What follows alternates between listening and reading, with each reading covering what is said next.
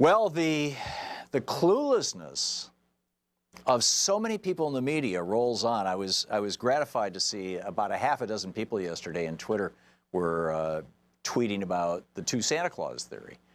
But the media just doesn't get it. And neither do most Democrats, which is frankly astonishing to me because there's not at least a senior Republican. I mean, you might have, people who've served a couple of terms in the House of Representatives, or they just showed up recently, who didn't get the memo, as it were. But the memo was published in the Wall Street Journal back in the 1970s by Jude Wanniski. When Republicans are in office, run up the debt as high as you can, and then when Democrats come into office, and this is why they just did a 2-year budget deal that was voted on this morning, because it's going to expire in 2019, which, surprise, surprise, is right after it's possible that a Democratic House or a Democratic Senate will have been sworn in. So when Democrats are in power, scream about the debt. Oh my God, the debt, it's going to kill our children. It's going to, every household in America owes $170,000. Oh, it's all hysteria, all unnecessary, all BS, but this is their thing. Scream about the debt when a Democrat is in Congress. So, as Jude Wanniski counseled the Republicans, you can force the Democrats to shoot their Santa Claus. And it's happened twice with the last two Democrats.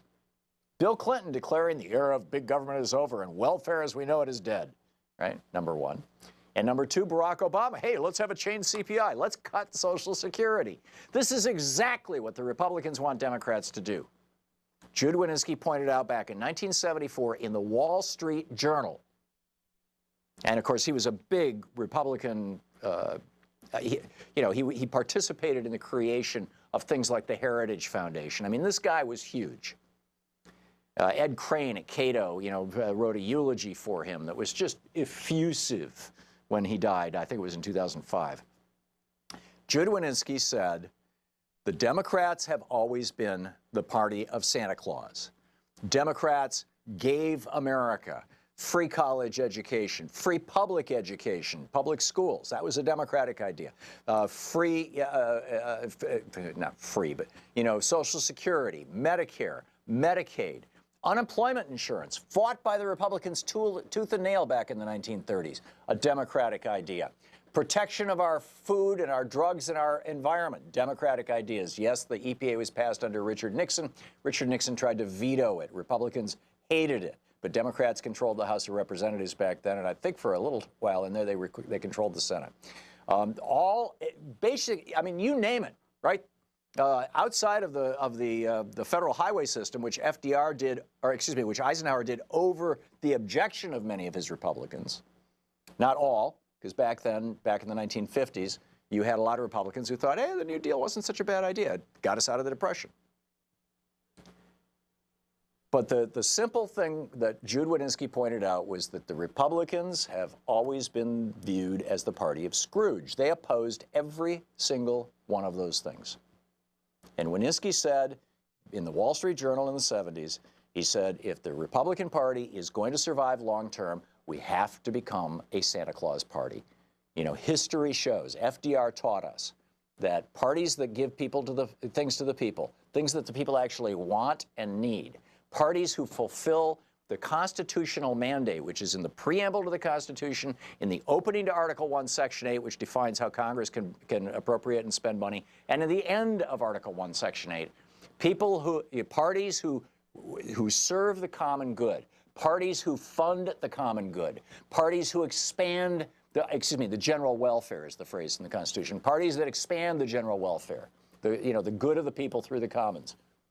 Those parties win elections over and over and over again. Those parties took over all of Western Europe. They took over, much of Central and South America, at least for a while, until the billionaires rose up and funded right-wing coups and things.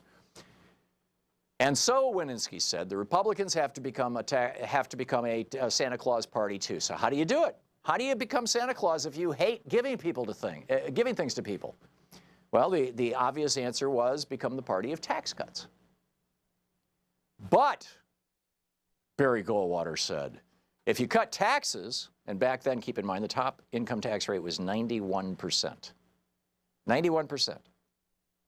And the corporate tax the corporations were paying almost a third of all the cost of the federal government right now. Right now, or back then. Right now, they're paying about 11%. And that's going to go radically down now with the GOP tax scam. So keep in mind, back then taxes were really high, but Barry Goldwater and others in the Republican Party said, but wait a minute. If you become the party of tax cuts, you're going to run up the debt. And that's not a Republican thing to do. That's not a conservative thing to do. We believe in fiscal sanity. And Jude Wanniski said, it doesn't matter. You can be fiscally sane when you have power, but right now your guys are out of power. It was 1974. Richard Nixon resigned in August of that year.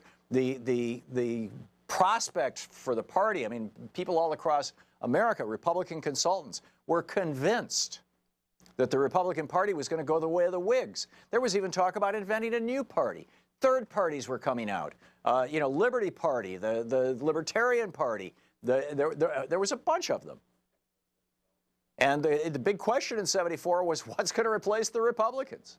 They're doomed. They're screwed. And Wanniski said, no. This is easy.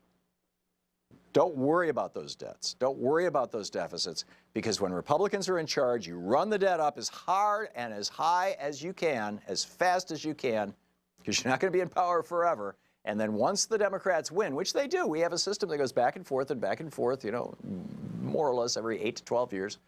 When Democrats come into power, then you scream about the deficit.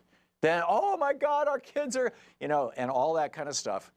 And proclaim, as Paul Ryan did yesterday, as Rand Paul did last night in the Senate, proclaim loudly, the only solution to this deficit problem is to cut spending, which is a euphemism for, it's now time to dial back Medicare, dial back Medicaid. In fact, if we can, kill the damn programs off altogether, do away with welfare, do away with aid to dependent children, do away with educational programs, do away with, you know, any possibility that we're ever going to support free college education.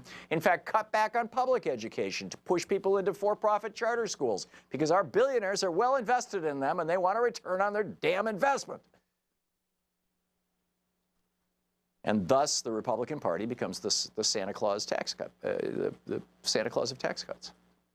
The added benefit, Wanniski pointed out, and Reagan proved, is that if you triple the national debt, as Reagan did in his 8 years, and spend that money, he gave about half of it to his billionaire buddies. Keep in mind, when Reagan came into office, the top tax rate was 74%. You know, he dropped it down to 25%. By the time he left, it was around 30%, as I recall. It went back up again a little bit. But it's been below 50% since Reagan. And whenever the top tax rate is below 50%, what you get is massive inequality in the economy. The rich get richer and richer and richer, and 100% of all new of the principal gains from our economic growth, all new growth, has accrued to the top 10% of Americans, and of that, about 80% of it went to the top 1%. This is the result of cutting taxes. So, you know, the Republicans are simply following their game plan. They're being Santa Claus. But here we have Paul Krugman, fraudulence of the fiscal hawks, like he's gonna rub it in their face. Paul Ryan used to be a budget hawk, a deficit hawk. Now he's okay with this giant deficits.